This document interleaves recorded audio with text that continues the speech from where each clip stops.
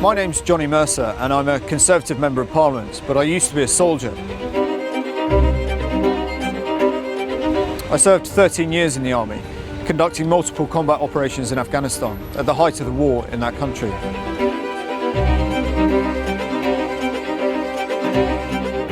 One of the reasons I came to Parliament is because I'm passionate about this nation's relationship with her military, our obligation towards those who keep us safe, who we send to fight and sometimes to die on our behalf.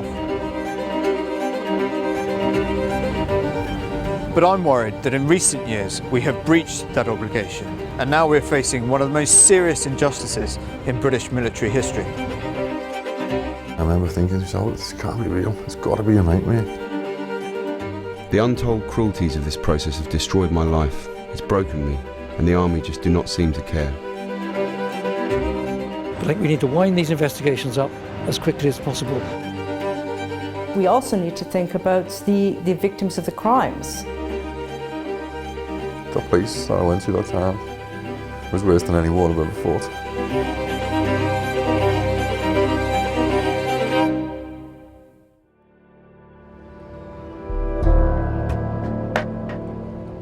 This story concerns allegations of abuse by British troops against civilians in Iraq. To date, literally thousands of allegations have been made against our troops, and in 2010 the government set up IHAT, the Iraq Historic Allegations Team, to investigate a mountain of alleged abuses in that theatre. More recently, Operation Northmoor has been established to investigate similar claims in Afghanistan. There are currently 1,492 cases of alleged abuse under investigation today just in Iraq, including 235 cases of unlawful killing. There are more than 600 cases under investigation in Afghanistan. If even half of these allegations are true, that would suggest a catastrophic breakdown in law and order in the British Army after 2003. Many of us who served find this ridiculous and offensive. I've seen our servicemen being dragged through the courts for years, being cleared of wrongdoing only to face repeat allegations, endless questioning and harassment, and living under the constant threat of being tried for war crimes. This is not the way the British Army does things. We do not treat our people like this. For me, this comes down to two clear issues. Firstly, the fundamental misunderstanding involved in trying to apply European human rights law to warfighting operations. And secondly, how we actually look after those who are subject to the judicial process. I'm trying to use being a member of this place to expose what's gone wrong here. I'm chairing an inquiry looking into how we look after those who are facing allegations of wrongdoing. The Ministry of Defence has refused permission for soldiers to come and talk to my committee about their experiences of going through this process, but these people's voices must be heard. So two soldiers have agreed to speak to me about their ordeal, but only under the strictest conditions. Their names have been changed and one of their voices has been disguised. This is John, a soldier who has been repeatedly investigated despite being cleared of wrongdoing by court-martial in 2006. He told me about the original incident that led to the accusation. We were accused of a lad who drowned to death. And the other three people who were there, the other three Iraqis, they accused us of beating them up and bricking them and they accused us of everything. So it was in the immediate aftermath of the invasion, right? Yeah. What was it like at that time? Yeah, it was chaos, I'm not going to lie. It was something I'd never seen in my life, and I don't think I could ever contemplate how bad it was going to be before I went out there. And so this incident happened. Yeah, shortly after. And what was the first you sort of heard that it was going to be investigated? I'd come home, done the tour of Northern Ireland, and then after that I came in and a couple of gentlemen came into my room and they said, "You Mr. Obviously," and he said my name and he said, "I'm arresting you on suspicion of manslaughter and war crimes." They interrogated me for hours and hours when we were in them interview rooms. And when I came home that day, I remember thinking to myself, this can't be real, it's got to be a nightmare. That day after, I mean, I went through hell. I couldn't sleep of a night. I was crying, you know, I was sick. And most days I didn't even want to wake up. And I used to be gutted every time I had my eyes opened every morning. And then that night I tried to take my own life. That place that I went to that time was worse than any war I've ever fought. It became clear that this harassment, going back over 10 years, has had an incredibly destructive effect on his life. Did the trial collapse, or were you... You know, it went right to the end. It took about 8 hours to liberate it. Okay. He came down and found us not guilty. It wasn't until after the trial that it got worse, do you know what I mean? It was the drinking and sleepless nights and waking up sweating. Sure. You know, but that's where we just, there was no help there. So after 2008, when did you first hear that this was coming back up again? The first time I heard about it was from the press. They rang me house up and they said, how do you feel about being investigated? And then it just came back. I remember just sitting on the couch shaking, torture, it was awful. We went through everything. I went through all the emotions of sitting there, shaking, you know. And I just sat there thinking to myself, you're going to go through this and you're going to drag it all back up again. And you're going to leave me again, just to fix myself. Chris, not his real name, was accused of a similar crime to John. He's a decorated officer. He's been injured repeatedly on operations. His words have been spoken for him. I've been investigated between 2003 and 2006 and cleared. I had been named, or the case had been named, in 2008 in the Aitken report, but again, no discipline or charges were ever levelled against me or my soldiers. There was a civil case in 2011, and in 2015, after 12 years, IHAT decided that it was then necessary to arrest me on something that had been thoroughly scrutinised in the past.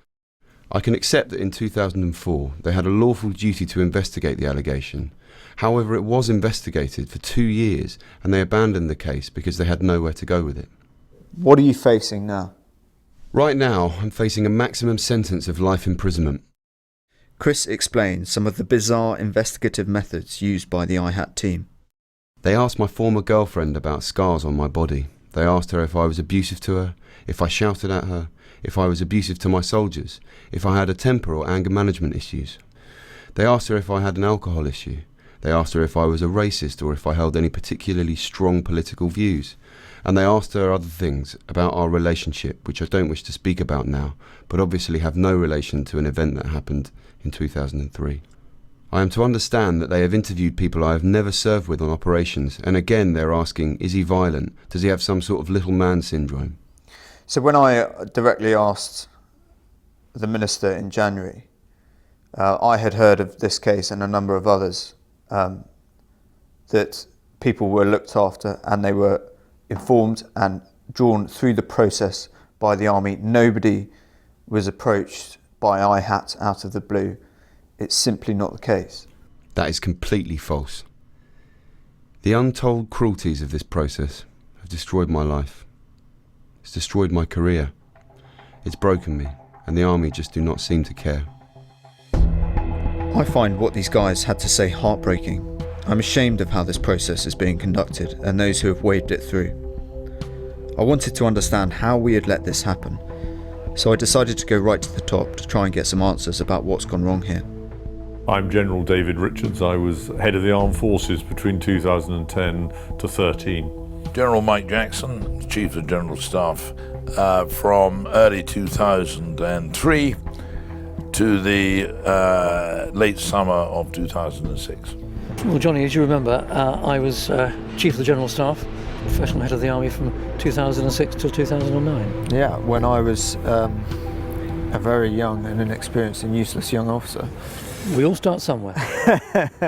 Well, I'm first of all very sorry that actually we didn't identify the effect it was going to have. I mean, as I said, to begin with, in 2010-11, it didn't affect our lives at all. It was just a sort of thing that someone had said they'd introduced. It was only subsequently we began to see, in my time, that it was growing as a many-headed hydra. What's really disappointing is that the authorities, if you like, whether it's the Ministry of Defence or the chain of command, has been so nervous of the negative potential consequences of investigations being carried out and allegations being proven, that they have veered too much on behalf of those who are making the allegations and not supporting the soldier. I think this comes out of this instinct somewhere in Whitehall within the establishment that basically, you know, soldiers aren't good and freedom fighters, we call them terrorists, who are prepared to kill 3,000 people in one go, but in the minds of some of these people they're somehow quite good and we're nasty. We've got to right that balance, and it's grown from that, and no one's got the guts to say that's rubbish. We have come to a pretty pass where this has come about. You know, absolutely. We are the British Army, we're not some rabble, and we have our absolute standards, and they must be pursued.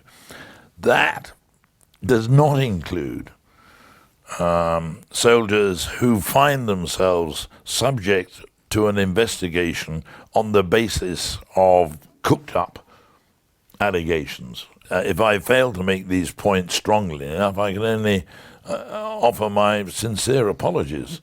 I mean, the idea that we've got hundreds or if not thousands of soldiers who are culpable, I mean, anyone who knows any army, let alone the British Army, it just isn't true. So there was a fundamental flaw in its inception. I think we need to wind these investigations up as quickly as possible. It's not on, it's not good for individuals, it's not fair on individuals, and it's definitely harmful for operational effectiveness. Obviously, I would wish to see soldiers who are innocent of any such behaviour, the burden lifted from them, and frankly Monday morning would do. Many of the allegations have been brought by one firm representing Iraqis, public interest lawyers run by Phil Shiner. We're seeing the systematic use of coercive interrogation techniques by British forces in Iraq, and apparently nobody batted an eyelid. But questions have been raised about their practices in gathering evidence. In fact, they've recently closed after being stripped of public funding after it was ruled they'd breached their contractual requirements. I went to see lawyer Hilary Meredith, who represents some of the soldiers who've been accused, to get some answers about the legal processes involved. There appears to be two law firms involved, and they were called public interest lawyers. They closed their doors in August this year. How do these firms operate? From what I understand, they had an agent on the ground in Iraq who was looking for families who'd suffered either what they said was an unlawful killing or injury at the hands of the British Army. Yeah. And they were taking statements, sending them back to the UK, and then these cases were being brought. And then how would they fund that? Public interest lawyers, I understand, had a legal aid contract. Right, okay. And that was one of the problems. So it's taxpayers' money? It's taxpayers' money, and under a legal aid contract, you're paid whether you win the case or whether you lose the case, you're also paid. So have there been any criminal convictions at all? As far as I'm aware, there have been no criminal convictions at all against the British military. Neither Phil Shiner nor public interest lawyers responded to our request for an interview about any of these allegations. But in the past, they've denied any wrongdoing and say they're the victim of a political witch hunt. I wanted to know how this process could be defended, so I went to meet Carla Firstman at the human rights charity Redress. We also need to think about the victims of the crimes. They deserve to know what happens, and they deserve to have some justice for what happens. The allegations had not been fully investigated. That was the view that was taken. So it was felt that there was a need to get to the bottom of all these allegations, to determine whether individuals could or should face prosecution for them. And so it's a bit of a balance. Absolutely, and it's interesting because we spoke to a couple of the soldiers yesterday, and they said, yes, somebody died here. This is somebody's son or daughter. There should be an investigation. But they've had that investigation. And now they're hounded for it 12 years later. Is that really fair? Is that in the principles of justice? Well, ideally, you would have had a full and effective investigation much earlier on. But the fact that you haven't doesn't mean that there shouldn't be one now. There needs to be one. It's as simple as that. The Iraq Historic Allegations team told us that its investigators will only contact a potential witness if it is necessary and reasonable to do so, and that they are acutely aware of the impact their investigations can have on the serving and former armed forces personnel they speak to. But that was far from the experience that John and Chris had described to me. Since I started making this film, there have been some positive developments. The Prime Minister has announced that there will be better legal protection in future conflicts for those who serve, and it looks like the Army is beginning to take this seriously. But there remains a serious failure in this country when it comes to looking after those who serve that I'm afraid the military covenant has, in recent years, simply failed to address. The Prime Minister needs to understand that how we look after this Afghan-Iraq generation of war veterans will define this nation's relationship with its military for the next 50 years. It really is that important.